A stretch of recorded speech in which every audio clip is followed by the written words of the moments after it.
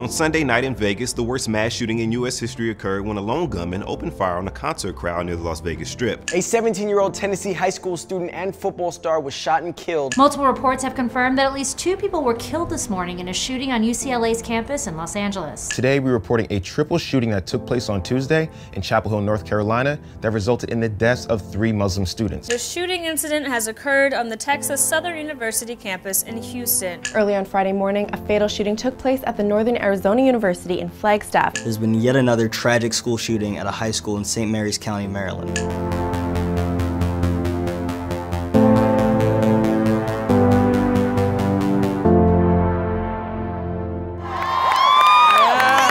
my name, remember us, and how we're making a change. La lucha sigue. La lucha sigue!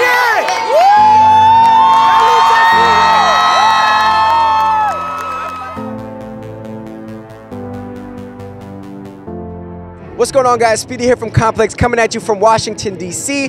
And here's a couple dates for you. On February 14, 2018, Nicholas Cruz walked into Marjorie Stoneman Douglas High School in Parkland, Florida with a gun he legally purchased and killed 17 people, many of whom were his former classmates.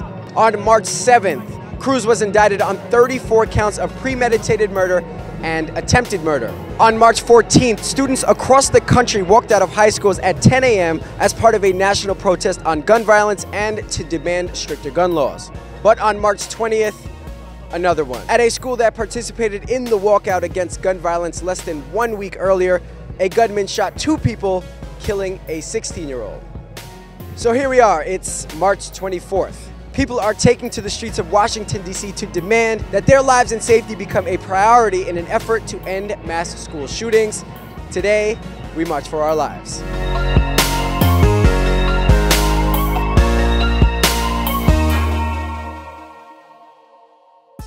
We walk to the baseball field, and that's when we hear pop, pop, pop.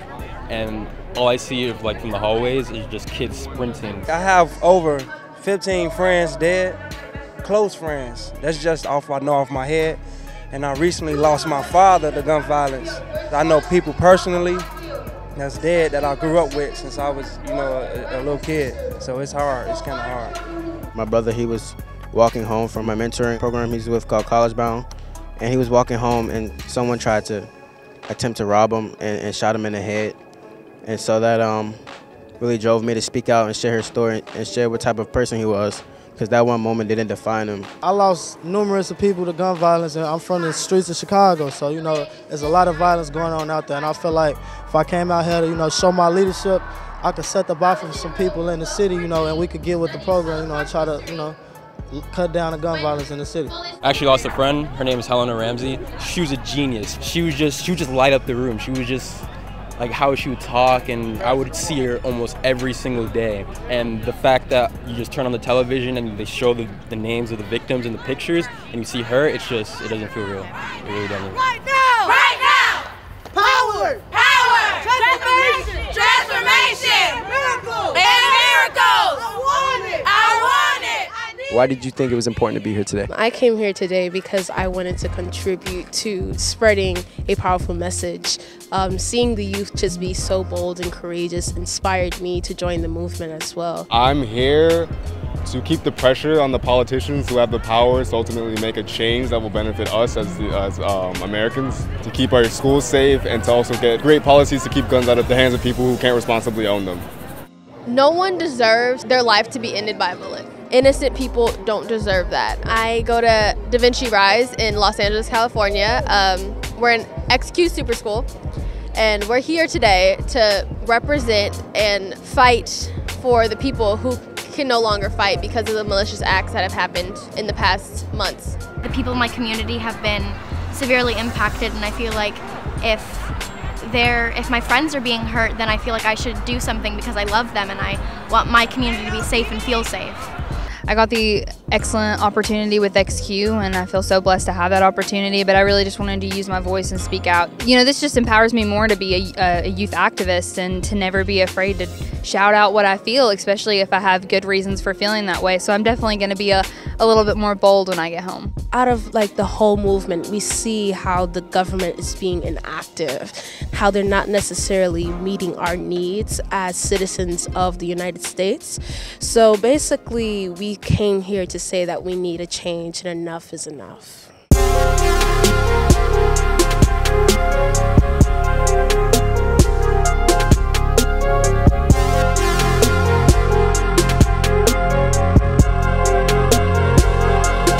Let's talk best case scenario, right? The rally just finished. It was a huge outpouring of people. What are we hoping for to be immediately changed?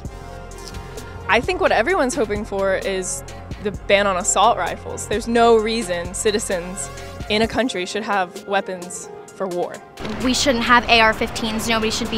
Nobody should have access to them, and they're a little too loose, because almost anybody can just walk into a gun store. You can go to Walmart and buy a gun. People, especially 18-year-olds, should not be able to easily have access to a gun. I feel like it should be a longer process and a deeper background check into the person. What do you say to those who say that the youth can't make change, that the youth are too young, that they should be quiet and just be children? Just the youth are extremely powerful because we're the future, and as you can see, when all youth come together, adults eventually start to come together, and everyone will potentially come together and unify and just fight for one cause. One of my favorite quotes is, "Those who believe they can't do something and those who believe they can are most likely right." Today we saw a bunch of people who believe they can do something, and if any change happens, it's because of them.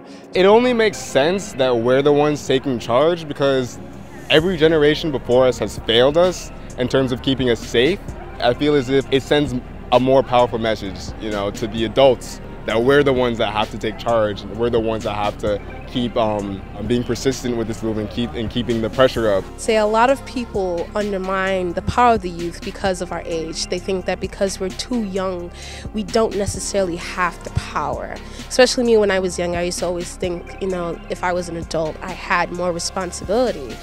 But now I know that we have power that's more stronger than you'll ever think. We're more advanced, more informed, and more awoken of our surroundings. And with that knowledge and understanding that we have, we know what to do, especially with the long history of things pertaining to this. The youth has exhibited such temerity. We're so magical. Like, we bring something that we've never seen before. So our power is just unexplainable, to be honest with you. We have what it takes.